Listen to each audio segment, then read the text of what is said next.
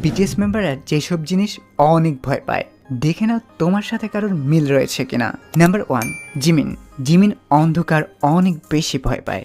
Number 2, জেইহুক তো উঁচু জায়গায় গেলে প্রচণ্ড পরিমাণে ভয় পায়, বিশেষ করে রোলার কোস্টারে চড়তে গেলে ভয়ে তার অবস্থা খারাপ হয়ে যায়। নাম্বার 3, ভি সব থেকে বেশি ভয় পায় ইনজেকশন, কারণ ছোট্টবেলায় একটা সমস্যার কারণে তার পাছার মধ্যে অনেকগুলো ইনজেকশন দিয়েছিল ডক্টর, সেই কথা মনে হলেই তার গা শিউরে ওঠে।